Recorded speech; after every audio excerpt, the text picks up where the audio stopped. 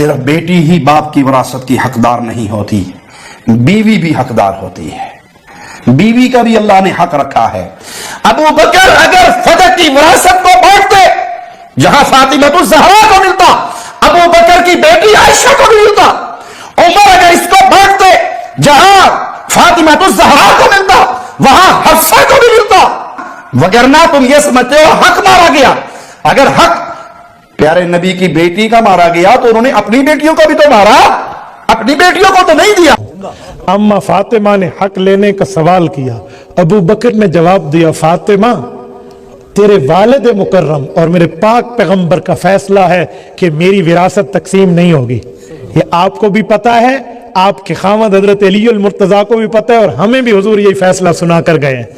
آپ چاہتی ہیں کہ میں آپ کے والد کے فیصلے کو بدلوں اور تمہیں دے دوں تو بتا دیں، اور اگر آپ چاہتی ہیں کہ آپ کے والد کے فیصلے کو برقرار رکھا جائے تو دنیا کی کسی زمین پہ انگلی رکھو، میں تیرے نام پہ الاٹ کروں گا، یہاں حضور کا فیصلہ موجود ہے۔ تو ظالم یہ کیوں نہیں بتاتا؟ اور اما فاطمہ راضی ہو گئی، اور اس کے بعد اما فاطمہ نے اس مسئلے پر ابو بکر سے دوبارہ بات نہیں کی، راضی ہو گئی۔ مطلب یہ ہے تو اس کو ناراضگی پہ لے کر گیا۔ رسول نے فدق زہرا کو دیا کیوں؟ بی بی نے حاکم سے مانگا کیوں؟ اور حاکم نے زہرا سے چھینا کیوں؟ یہ وہ تمام سوالات ہیں جن کے جواب جب تک ہم پوری تسلی سے نہیں دیں گے آپ بی بی کی تحریک کو نہیں سمجھ سکتے، انقلاب فاطمی کو نہیں سمجھ سکتے، تحریک زہرا کو نہیں سمجھ سکتے۔ جناب سیدہ صلوات اللہ علیہا جب یہ اپنا حق لینے کے لیے آئی ہیں تو یہاں صرف اور صرف کھجوروں کے باغ نہیں ہیں، یہ کوئی زمینی ملکیت کا سوال نہیں ہے۔ فدق صرف بہانہ ہے، اصل دشمن کا چہرہ دکھانا ہے۔ اگر کوئی شخص کبھی بھی نہ مانے کہ میں جھوٹا ہوں، اس کا ایک جھوٹ اگر آپ پکڑ لیں تو پھر پتہ چل جائے گا اس نے کہاں کہاں جھوٹ بولا ہے۔ انہوں نے دعویٰ کر لیا تھا کہ ہم نے خلافت غصب نہیں کی، زہرا ثابت کرنا چاہتی تھی کہ تم نے کچھ غصب کیا ہے۔ جب غاصبین میں سے ہو جاؤ گے پھر خلافت خود زہرا منوا لے گا۔ موضوع پسند ہے جی، بات میں چل رہا ہے صاحب۔ اب یہ فدق رسول کے پاس کہاں سے آیا، اس کے لیے میں بہت پہلے بہت تفصیلی اس کو مختلف جگہوں پہ ریکارڈ کروا چکا ہوں۔ فدق یہودیوں کی سرزمین، اور یہ یہودیوں کی ملکیت بھی نہیں ہے۔ فدق جناب نوح کے پڑپوتے کا نام ہے۔ جناب نوح کا ایک پڑپوتا تھا جس کا نام فدق تھا، اس نے اس زمین کو آ کے آباد کیا تھا، یہ زمین اس کی آباد کرتا تھی۔ جب یہ مختلف انبیاء کی ملکیت رہی ہے، مختلف نبیوں کی ملکیت رہی ہے، یہ مختلف نبیوں سے ہوتی ہوئی حضرت موسیٰ کے پاس پہنچی تھی۔ حضرت موسیٰ کے پاس جو اللہ نے آسمان سے لوہیں اتاری تھی، ان میں سے ایک لوح میں اس زمین کی ملکیت کا تذکرہ بھی تھا۔ یہ کبھی بھی کسی بھی وقت میں کسی نبی کے علاوہ کسی کی جاگیر نہیں رہی تھی۔ حضرت موسیٰ کے بعد جب یہودیوں نے موسیٰ کے دین پہ قبضہ کر لیا تو انہوں نے اس فدق زمین پر بھی قابض ہو گئے۔ کوئی بھی جگہ جہاں اہل بیت جاتے ہیں میرے بچوں، یہ یاد رکھنا، اس جگہ پہ جانے کی کوئی نہ کوئی حکمت ضرور ہوتی ہے۔ مولا امام حسین جو مدینے سے کربلا آئے تو آپ یہ سمجھتے ہیں، آپ کو ممبروں میں بتایا جاتا ہے ایک ریگستان ایک صحرا تھا، گزرتے گزرتے حسین رک گئے۔ جہاں آج مولا حسین کی قبر ہے یہ ابراہیم کا گھر ہے۔ عراق کا پرانا نام بابل ہے، اور حضرت ابراہیم کو اسی سرزمین پہ اتارا گیا تھا۔ یہ جو آج کربلا ہے اس کا عبرانی زبان میں پرانا نام ار تھا۔ جہاں آج حسین مولا کی زری ہے یہاں حضرت ابراہیم کا گھر تھا۔ کبھی بھی امام کسی بھی دوسری جگہ پہ دفن نہیں ہوتے۔ ایک پوری مجلس پڑھی جائے گی کہ یہ بغداد کیوں پہنچے تھے، یہ طوس میں کیوں آئے تھے۔ امام کی ہر جگہ پہ جانے کی کوئی نہ کوئی حکمت ہوتی ہے۔ جب یہ فدق، یہ سرزمین نبیوں کی ہوتی حضرت موسیٰ نے ایک تحریر لکھی ہوئی تھی کہ میرے بعد یہ جو بھی میرا مسیح بنے گا، یوشع بن نون، پھر اس کے بعد آتے آتے جب یہودیوں نے دین پہ قبضہ کر لیا یہ ان کے پاس آ گئی۔ یہ سرزمین یہودیوں اور عیسائیوں کے درمیان متنازع رہی۔ عیسائی کہتے تھے کیونکہ حضرت موسیٰ کے بعد حضرت عیسیٰ کی نبوت کا تذکرہ تھا، عیسائی کہتے تھے یہ ہماری ملکیت، لیکن یہودی اپنی اکثریت کی وجہ سے اس کے اوپر قابض ہو گئے۔ جب یہودی اس کے اوپر قابض ہو گئے تو بہت عرصہ انہوں نے اس پر قبضہ رکھا۔ رسول اللہ نے حضرت علی کو وہاں بھیجا، اور وہاں بھیج کے یہودیوں سے دو مطالبے کیے۔ پہلا مطالبہ، یہ سب سرزمین جس پہ تم قابض ہو یہ تمہاری نہیں ہے، یہ ہر دور میں نبیوں کی ملکیت ہوتی ہے۔ دوسرا، تم اسی سرزمین کو جو ہماری ہے، جو رسول اللہ کی ہے، اسی سرزمین پہ رہ کے اسی رسول کے دین کے خلاف استعمال کر رہے ہو، جس کی ہم تمہیں اجازت نہیں دیں گے۔ جو ہی یہودیوں کو پتا چلا کہ مالک آ گیا ہے تو یہودیوں کے سربراہ نے اپنے صندوق میں سے وہ پرانی تحریریں نکالی، اس تحریر میں سے وہ تحریر نکالی جو دور حضرت موسیٰ سے چلتی ہوئی لوگوں کی صورت میں آ رہی تھی. اسی تحریر کے نیچے لکھ دیا کہ ہم نے جتنا عرصہ اس جگیر کی ملکیت اپنے پاس رکھی ہے وہ ہم مسلمانوں کے پیغمبر سے معافی چاہتے ہوئے یہ سرزمین اسے واپس کرتے ہیں. یہ زمین اس کو لینے کے لیے نہ کوئی جنگ ہوئی تھی، نہ کوئی جہاد ہوا تھا، نہ کوئی گھوڑے دوڑائے گئے تھے، نہ کوئی خون بہا تھا، نہ کوئی لشکر گیا تھا، نہ کسی نے وہاں جا کے محاصرہ کیا تھا. یہ انہیں خبر ہو گئی تھی کہ جہاں ہم بیٹھے تھے یہ ہماری نہیں تھی، اور عرب میں وہ نبی آ گیا ہے جو آخری نبی ہے، تو یہ سرزمین ہمیشہ نبیوں کی ہوتی ہے، لہٰذا ہم اسے واپس کر دیتے. یہ رسول اللہ کے پاس آ گئے. اب یہ مسلمانوں کی ملکیت تو بن نہیں سکتی، کیونکہ یہ جناب نوح کے پڑپوتے سے ہوتی نبیوں کے پاس رہی ہے. اگر یہ کسی نبی کے بعد اس کی امت کی ملکیت ہوتی تو مصطفیٰ کبھی بھی یہودیوں سے واپس نہ لیتے. میں محنت کر کے آپ کے سامنے اگر یہ کسی نبی کے جانے کے بعد اس کی امت کا حصہ بن جاتی تو یہودی حضرت موسیٰ کے ماننے والے تھے، یہود کی اولاد تھے، کبھی بھی نبی ان کو بے دخل نہ کرتے. لیکن نبی کا اس سرزمین کو واپس لینا اس بات کی دلیل ہے کہ یہ امت کا نہیں، صرف پیغمبر کا حق ہے، صرف رسول کا حق ہے. جب رسول اللہ نے وہ جگیر لے لی تو یہ کیا سنہ ہے؟ 7 ہجری. 7 ہجری جنگ خیبر کی فتح کے بعد یہ سرزمین رسول اللہ کے پاس آ گئے. رسول اللہ اپنے گھر بیٹھے تھے، یا آسمان سے جبریل امین قرآن کی آیت لے کے وَآتَ ذِی الْقُرْبَى حق، میرا حبیب اپنے قربا کو ان کا حق دے. فرمایا جبرائیل کیا پیغمبر سے پوچھ سکتا ہے کہ اس سے مراد کیا ہے؟ جتنی اہل سنت تفاسیر چاہیے وہ دکھانے کے لیے تیار ہوں. جبریل امین دوبارہ نازل ہوئے اور کہتے خدا کہتا ہے کہ فاطمہ کو بلاؤ اور فدق اسے دے دو. یہ فدق زہرا کے حوالے کر دیا جائے. اب آپ مجھ پہ سوال کریں کہ آپ نے دیکھے جی آپ نے 10-12 منٹ کی تمہید کی ہے، یہ نبیوں کا حصہ ہوتی ہے، تو جناب فاطمہ کے پاس تو نبوت نہیں تھی. نبوت کا دروازہ بند ہونا تھا اور بعد میں سلسلہ امامت نے شروع ہونا تھا. امام نے حکومت کو نافذ کرنا تھا جیسے نبی کرتا ہے. تو اب اس ولایت اور اس حکومت کو نافذ کرنے کے لیے اب اگر رسول اللہ نے اپنے بعد اپنا جانشین مولا امیر المومنین کو بنانا ہے، مولا امیر المومنین نے جب حکومت قائم کرنی ہے زمین پر، تو مولا امیر المومنین کو اس حکومت کو زمین پر چلانے کے لیے مالی طور پر کوئی ایسا مال کی کثرت چاہیے جس سے وہ نظام حکومت چلا سکے. اور اہل بیت کے ہاں ایک وقت کی روٹی بھی فقیر کو دے دی جاتی ہے. اہل بیت کے ہاں فاقے ہوتے ہیں، ان کے ہاں مال اکٹھا نہیں کیا جاتا. اب مولا امیر المومنین نے نہ ہی کوئی اتنا مال بنایا تھا جس سے وہ اتنی بڑی مملکت اسلامی کو چلا سکتے. جب مولا امیر المومنین کے پاس ایسے کوئی مالی سورسز نہیں تھے، کوئی ذرائع نہیں تھے، تو اب اللہ نے تو اس نظام کو چلانا تھا. تو خدا نے بذریعہ پیغمبر علی کی حکومت کے نظام کو قائم رکھنے کے لیے یہ جگیر زہرا کے حوالے کی. 7 ہجری میں بی بی کے پاس آئی، 11 ہجری میں رسول کا دنیا سے جانا ہوا، رسول اللہ کی شہادت ہوئی. 4 سال مسلسل یہ جگیر جناب سیدہ کے پاس رہی. جب یہ جناب سیدہ کے پاس آئی تو جب رسول کے پاس تھی تب تک رسول کی تھی. جب رسول نے لکھ کے بی بی کو دے دی تو اب یہ ملکیت فاطمہ بن گئی ہے. لو پہلا جملہ اتنی محنت کے بعد پڑھنے لگا، جس نے یہ جملہ سمجھا وہ سمجھے کہ اس نے آج کے اور کل کی مجلس سمجھ آئے گا. فدق زہرا کی وراثت کا مسئلہ نہیں ہے، ملکیت کا مسئلہ ہے. آج کے بعد شیعہ اپنی سوچ کا زاویہ اس انداز سے لیجئے گا کہ حاکم نے نبی کی وراثت پہ قبضہ نہیں کیا، فاطمہ کی ملکیت پہ قبضہ کیا. وراثت مرنے کے بعد تقسیم ہوتی ہے. اگر کسی انسان کا کوئی ایک بیٹا ہو، 4 بیٹے ہوں، مرنے کے بعد وراثت تقسیم ہو، 3 نافرمان ہو 1 فرما بردار ہو، وہ اپنی زندگی میں کہے نہیں بعد میں وراثت ہوگی تو ان 3 کو بھی ملے گی، میں زندگی میں ایک ہی کو دے دیتا ہوں، تو وہ ایک کے نام کر دے. جب وہ اس کے نام ٹرانسفر ہو جائے گی تو اب وہ وراثت میں تقسیم نہیں ہوگی، کیونکہ مالک نے زندگی میں مالک تبدیل کیا ہے. رسول اللہ نے اپنی زندگی میں دی ہے. اہل سنت تفسیر اس بات کی گواہ ہیں کہ رسول نے اپنی زندگی میں جناب سیدہ کو دے دی تھی. تو جب جناب سیدہ کو دے دی تھی تو وہ سیدہ کی ملکیت بن گئی. تو اس کا مطلب ہے کہ جو آج ہمیں دھونس رچایا جاتا ہے، جو ہماری سوچوں کو بدلا جاتا ہے، نہیں دیکھے رسول تو وارث بناتے نہیں، یہ جان بوجھ کے شور کیا جا رہا ہے کہ شیعوں کے ذہن میں یہ سوال آئے ہی نہ. ان کو اسی بات میں الجھا دیں نبی تو وارث ہی نہیں بناتے، نبی تو کسی کو وارث چھوڑ کے نہیں جاتے، نبیوں کی تو میراث ہی نہیں ہوتی. بھائی میراث کی بحث تو ہے ہی نہیں، یہ تو بحث ہے ملکیت کی.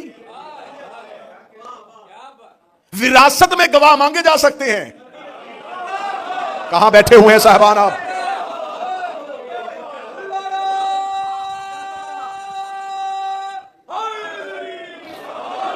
ایک بندے کے پاس اپنی ایک پراپرٹی ہو, اس کی اپنی ذاتی ہو, اس کے نام پہ وہ پراپرٹی ہو, دوسرا انسان آ کے اسے وہ پراپرٹی چھین لے, وہ پلاٹ پہ قبضہ کر لے, کیس کورٹ میں چلا جائے. اب مجھے بتائیں کہ آج کی عدالت گواہ قبضہ کرنے والے سے مانگے گی یا مالک سے مانگے گی؟ مالک کی زمین پہ قبضہ کیا گیا, قابض بھی چلا گیا کورٹ میں, مالک بھی کورٹ میں چلا گیا. مالک نے کہا یہ دیکھے جی میرے پاس ملکیتی کاغذ ہے کہ تو میری زمین تھی. قابض نے کہا نہیں یہ تو میری ہے. عدالت کہے گی اگر تیری ہے تو بتا, تحریر, ثبوت, گواہ. دربار میں گواہ حاکم نے دینے تھے, زہرا نے نہیں دینے تھے.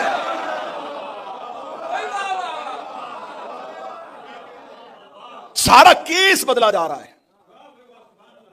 یقین کرو فدا کا ریکارڈ غیر محفوظ کیا جا رہا ہے, کیس کا زاویہ بدلا جا رہا ہے. اللہ کبھی بھی آپ کو کبھی بھی کسی عدالتی امور میں مشغول نہ کرے.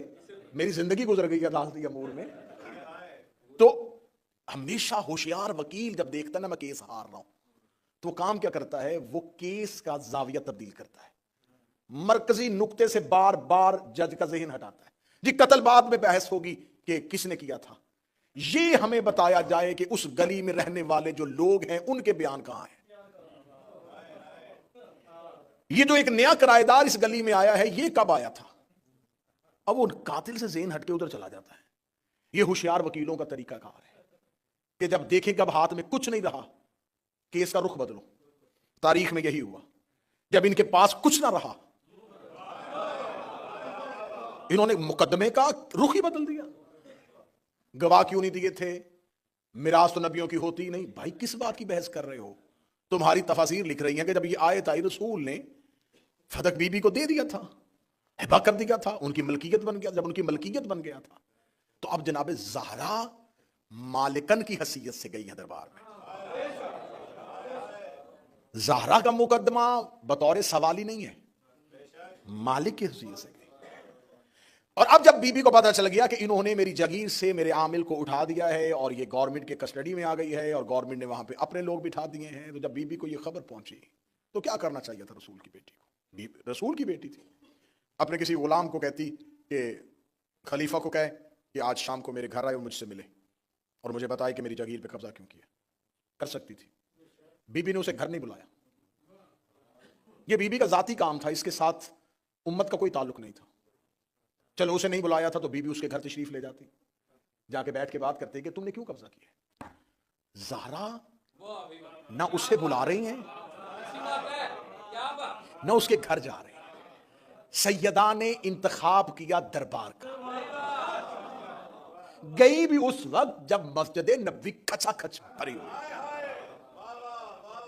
بی بی کے گھر کا ایک دروازہ مسجد کے اندر کھلتا تھا جو رسول نے اپنے آخری لمحے تک بند نہیں ہونے دیا تھا, اور وہ دروازہ حجرہ کا بی بی کا مسجد کے اندر کھلتا تھا. بی بی اس دن اس دروازے سے نہیں آئی, اپنے گھر سے باہر والی گلی والے دروازے سے گئی ہیں, اوپر سے ہو کے مسجد کے مرکزی دروازے سے آئی. اگر بی بی ادھر سے آ جاتی آج مورر کہہ دیتا نہیں اسپیشل اس کام کے لیے نہیں آئی تھی, وہ تو حجرے کا دروازہ کھلتا تھا اور بی بی مسجد میں آتی تھی, تشریف لے جاتی تھی. بی بی اس دن اس دروازے سے آئی. اس دن ام ایمن کہتی ہے کہ جب زہرا جو کبھی گھر سے نہیں نکلی, جب جا رہی تھی تو بی بی اپنا مکنا اوڑھ رہی تھی, اور چادر اوڑھتے ہوئے بی بی آہستہ آہستہ کہہ رہی تھی ہوشیار ہو جا, اب تیرے مقابلے میں فاطمہ آ رہی. ام ایمن کہتی ہے کہ اس دن زہرا کے چلنے کا انداز مصطفیٰ والا, سیدہ کی چلنے میں ہیبت تھی. یوں شہزادی مرکزی دروازے سے دربار کے اندر داخل ہوئی. جو ہی دربار کے اندر داخل ہوئی تو اب یہ حاکم کے لیے چونکا دینے والی چیز تھی. سوچ بھی نہیں سکتے تھے کہ ایسا ری ایکشن آ جائے گا. یہ کیا ہوا؟ زہرا مرکزی دروازے. اب وہ لوگ جنہوں نے رات کی تاریکی میں ان کی بیعت کی ہے, لیکن انہیں پتا ہے کہ سیدہ کون ہے, وہ مقام زہرا سے واقف ہیں, انہوں نے نبی کو ان کے دروازے پر رکتے ہوئے دیکھا ہے, انہیں خبر ہے. اب وہ خوف زدہ ہو گئے, چپ ہے, خاموش ہے سارے, اور سیدہ ام ایمن کے کاندھے پہ ہاتھ رکھے ہوئے دربار کے مرکزی دروازے سے اندر آئی. حاکم اٹھ کے کھڑا ہوا, بنت پیغمبر آپ دربار میں تشریف لے آئی, کیوں؟ بیوی کا پوچھنے آئی ہوں, میرے جاگیر سے میرے عاملین کو کیوں اٹھایا گیا ہے؟ وہ سیدہ وہ ہم کیونکہ نظام حکومت چلانا ہے تو اب یہ نظام حکومت کے لیے ان کو فوراً ابھی 3 دن پہلے تو ان کی خلافت قائم ہوئی ہے، اتنی جلدی ان کو پیسوں کی ضرورت کہاں پڑ گئی؟ جسے کل والی مجلس یاد ہے، میں کل بتا چکا ہوں کہ بیت المال سب سارا ابو سفیان کو دے دیا، بیت المال کی تو چابیاں اس کے ہاتھ میں دے دی صرف بنی امیہ کی بیعت کے لیے۔ اب یہ گورنمنٹ کیسے چلائیں؟ فوجیوں کو پتا چل گیا اس مہینے تنخواہ نہیں ملنی، کون کام کرے گا؟ قبائل کو پتا چل گیا کسی نے وظیفہ نہیں ہے کیونکہ بیت المال خالی ہے، پیسے کوئی نہیں ہے، وظیفے کوئی نہیں آنے، بغاوت ہو جائے گی۔ تو اس وقتی کشمکش کو فوراً کرتے ہوئے سیدہ کی جاگیر پہ قبضہ کر لیا گیا۔ اس سے 2 فائدے ہوں گے، ایک تو جلدی جلدی ہم اپنا نظام حکومت چلا سکیں گے، اور دوسرا فائدہ یہ ہوگا علی کے ہاتھ میں کچھ نہیں رہے گا۔ اگر علی ہمارے خلاف اٹھے گا بھی تو کیسے اٹھے گا؟ مالی طاقت نہیں ہوگی، افرادی قوت ہو بھی گئی تو مالی قوت نہیں ہوگی۔ جناب زہرا نے کہا میری جاگیر پہ قبضہ کیوں کیا؟ میری جاگیر پہ، رسول کی نہیں۔ سیدہ وہ ہم نے اس لیے کہ ہمارے پاس ایک نبی کی حدیث ہے، رسول اللہ نے کہا تھا نحن معاشر الانبیاء لا نورث، ہم گروہ انبیاء وارث بناتے ہیں، ہم جو بھی چھوڑ کے جاتے ہیں وہ صدقہ ہوتا ہے۔ بگڑ گئی اس حدیث کا کوئی گواہ؟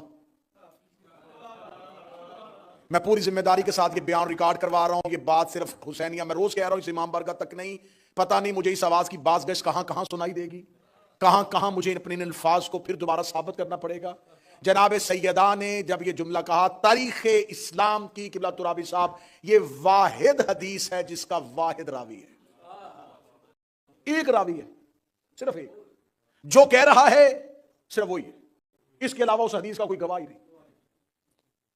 یہ حدیث کتنی معتبر ہے کہ نبی اتنا اہم حدیث دے رہے ہیں کہ ہم جو بھی چھوڑ کے جاتے ہیں، ہم انبیاء کی میراث نہیں ہوتی، وہ صدقہ ہوتا ہے۔ یہ حدیث نبی نے صرف ایک صحابی سے کیوں کہی؟ اچھا، نبی نے یہ بتا دیا ہے کہ مسواک کس ہاتھ سے کرنی ہے، سرما کیسے لگانا ہے، پگڑی کیسے باندھنی ہے، داڑھی کتنی ہونی چاہیے، اتنے چھوٹے چھوٹے مسائل بتا گئے، اتنا بڑا مسئلہ۔ یہ بنتا تھا نبی کا حجت الوداع میں اس بات اعلان کرنا کہ سنو مسلمانوں، میرا آخری حج ہے، ہم میراث نہیں چھوڑتے، میرے بعد یہ میری اونٹنی، میری تلوار، میری زرہ، یہ لباس، میری جگہ تقسیم کر لینا، کیونکہ یہ میرا آخری حج ہے۔ میں نپٹانا چاہتا ہوں کہ میں اپنی زندگی میں ان امور کو بتا دوں جو اس مجمع میں کہنی چاہیے تھی، وہ ایک بندے کو کہی، اور جو ایک بندے کو کہی اس حدیث پہ پورا مذہب بن گیا، اور جو من کنتو والی حدیث 1.25 لاکھ میں کہی، ایک بندے والی حدیث مان لی۔ اب بتاؤ اہل حدیث کون ہے؟ کس کے پاس حدیث ہے؟ حدیث پیغمبر ہے کس کے پاس؟ جو ایک بندے کو، صرف ایک کو۔ اچھا، رسول نے انہیں کیوں کہی؟ کیا رسول کو پتا تھا کہ انہوں نے میرے بعد خلیفہ بننا ہے؟ تو جب رسول نے پتا تھا تو پھر رسول جانے کے بعد 3 دن سقیفہ میں لڑائی کیوں ہوئی؟ ان کو پہلے دن کہہ دینا چاہیے دیکھو نبی مجھے یہ حدیث کہہ کے کہہ دے، اور نبی ساتھ یہ بھی بتا کے کہہ دے کیونکہ تو نے میرے بعد خلیفہ بننا ہے۔ اگلی بات، احمقانہ یہ دلیل ہے، عقل مند آپ یقین کرے ایام فاطمیہ زور سے منایا کرو، کیونکہ سوشل میڈیا نے انقلاب برپا کر دیا ہے، تہلکہ مچ گیا ہے دنیا میں۔ جو شیعوں بچوں کو، اپنے اہل سنت بچوں کو شیعوں کی مدرسوں میں نہیں آنے دیتے تھے، آج وہ ہتھیلیوں پہ ہمیں سن رہے ہیں، وہ جا کے جواب مانگتے ہیں، بتائیں جی اس کا جواب دیں۔ کتنی احمقانہ دلیل ہے کہ رسول نے میراث اور اپنے بعد وصیت یا اپنی پراپرٹی کے بارے میں انسان اولاد کو بتاتا ہے یا دوستوں کو؟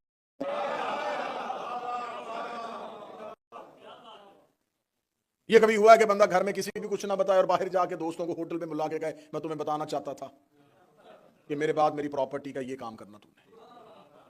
تو یہ بات دوستوں سے کرنے والی نہیں ہے، گھر والوں سے کرنے والی، اور گھر والے سامنے سارے کھڑے، نہ مولا علی کہہ رہے ہیں کہ میرے پاس یہ حدیث ہے، ادا کہہ رہی ہے میرے پاس یہ حدیث ہے، نہ حسن حسین کہہ رہے ہیں میرے پاس یہ ہے، وہ سامنے کھڑے کہہ رہے ہیں یہ نبی نے نہیں کہا، اور وہ کہہ رہے ہیں کہ کہا ہے۔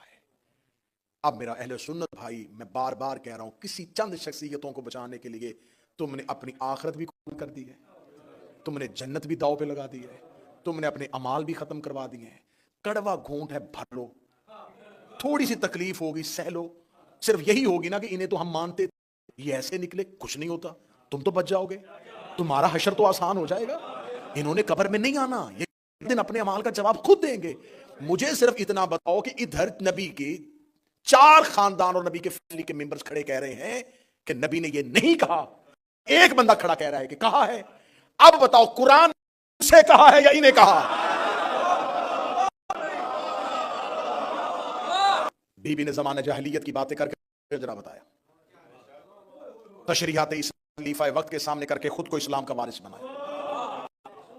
ظالم حاکم کے سامنے کھڑے ہو کے علی کے فضائل پڑھنے کے بعد شہزادی نے اپنی جرت کو ظاہر کیا. ایک انقلاب برپا کر کے, ایک تحریک برپا کر کے, ایک ہلچل مچا کے زہرا دربار سے فتح یاب ہو کے واپس پلٹی. اب اس پہ کل کی مجلس میں بھی بیٹھے گی کیونکہ آج تو پورا موضوع ہی گزر گیا بی بی کے خطبے کے اندر, ورنہ میں اس خطبے کے اثرات اور اب اس اگلی مجلس میں اس خطبے پہ اٹھنے والے سوالات کے جوابات دیں گے. جناب سیدہ ایک انقلاب برپا کرنے کے بعد چلی گئی. جب حاکم نے کہہ دیا تھا کہ نبیوں کا ورثہ نہیں ہوتا, نبیوں کی میراث نہیں ہوتی, تو پھر رسول اللہ کے جانے کے بعد اب یہ سوال ہے کہ یہ فدق کہاں گیا؟ رسول اللہ کے جانے کے بعد اس پہ قبضہ کیا گیا. پہلی خلافت ان کے پاس, دوسری خلافت میں ان کے پاس. جب تیسرا خلیفہ آیا وہ بنی امیہ میں سے تھا. اس نے پورے کی پوری جگیر اپنے داماد مروان بن حکم جو رسول کا دتا ہوا تھا اس کے حوالے کر دی. تو جب نبیوں کی میراث نہیں ہوتی, جو چیز نبی کی بیٹی کو نہیں ملی وہ خلیفہ نے بطور خلیفہ اپنے داماد کو کیسے دی؟ پھر اس کے بعد یہ مروان بن حکم کے پاس رہا. مروان بن حکم کے بعد جب معاویہ بن ابو سفیان آیا, اس نے اسی جگیر فدق کو 3 حصوں میں تقسیم کیا. یہ بات بڑے غور سے سنیے گا, آخری بات کر رہا ہوں. 3 حصوں میں تقسیم کیا. 1/3 مروان کے پاس رہنے دیا, 1/3 اپنے بیٹے یزید کے نام کر دیا, اور 1/3 سعید بن عثمان بن عفان کے نام کیا. اب اس کا مطلب ہے کہ وہ جو زہرا سنی تھی اب یہاں پہ آ کے 3 حصوں میں تقسیم ہو گئی, مختلف حصوں میں بانٹ دی گئی. اس کے بعد یزید کے بعد جب پھر دوبارہ مروان کی حکومت آئی, اس نے دوبارہ تخت سنبھالا, اس نے بے دخل کر کے پھر پوری کی پوری جاگیر اپنے پاس لی. پھر اس کے بعد فدق جو ہے یہ عبد العزیز اس کے بیٹے کیا تھا. پھر عمر بن عبد العزیز آیا, اس نے اپنے عرصے میں آتے ہی سب سے پہلے 2 کام کیے. ایک ممبروں پہ علی پہ سب و شتم بند کروایا, ایک فدق بنی فاطمہ کو واپس کیا. اس کے بعد پھر بنی امیہ نے پھر دوبارہ چھین لیا.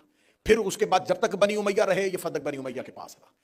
یہ عباس کا جو پہلا بادشاہ ہے ابو العباس صفا, اس نے امیہ کے بغض کی وجہ سے, اہل بیت سے محبت کی وجہ سے نہیں, بنی امیہ کی دشمنی اور لوگوں کو اپنے قریب کرنے کی وجہ سے پھر تھوڑے عرصے کے لیے یہ اولاد فاطمہ کے حوالے کیا. پھر یہ اولاد فاطمہ کے پاس جاتا ہے. پھر منصور دیوانگی کا دور آیا, اس نے پھر چھین لیا. پھر مہدی عباسی کا دور آیا, اس نے واپس کر دیا. پھر ہادی عباسی نے دوبارہ چھین لیا. پھر ہارون رشید تک پہنچ گیا. جب ہارون رشید تک پہنچا تو اس نے امام موسیٰ کاظم کو ایک خط لکھا. اسے خط لکھا کہ میں چاہتا ہوں کہ میں یہ جگیر فدق تمہارے نام کر دوں. تو مجھے بتا سکتا ہے اس کا حدود کتنی ہے؟ اس کی حدود, آخری جملے کہہ رہا ہوں, اس کی حدود کتنی ہے, اس کا رقبہ کتنا ہے؟ تو سرکار یہ کاظم کا جو خط ہے وہ آج بھی کتاب میں موجود ہے. امام موسیٰ کاظم نے کہا اس کی ایک حد عدن, دوسری سمرقند, تیسری افریقہ اور چوتھی بحر احمر. اب یہ لفظ کیونکہ پرانی میپ کے لحاظ سے ہیں, آج کے لحاظ سے دیکھ لیتے ہیں. ایک یمن میں ہے, ایک آذربائیجان میں ہے, ایک افریقہ میں ہے, اور دوسری آرمینیا میں ہے. جب مولا امام موسیٰ کاظم نے حدود کا یہ رقبہ لکھا تو ہارون رشید چکرا کے کہنے لگا ہماری حکومت کہاں ہے؟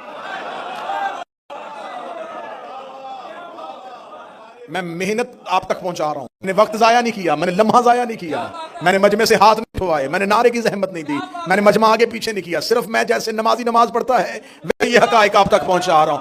اب جب اس نے یہ کہا کہ ہماری حکومت کہاں ہے, تو اب یہ سوال تھا کہ وہ فدق جو مدینے سے نکلا تھا یہ بجائے سکڑنے کے پھیلا کیسے؟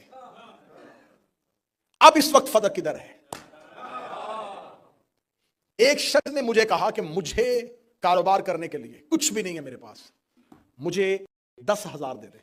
میں نے اسے 10,000 دیا. اس نے 10,000 سے کاروبار شروع کیا. کرتا کرتا کرتا وہ 10 ارب تک پہنچ گیا. اس کے پاس آیا تو اس نے کہا یہ 10 ارب نہیں ہے, یہ اصل میں وہی 10,000 ہے جو پھیلتا پھیلتا 10 ارب تک پہنچ گیا.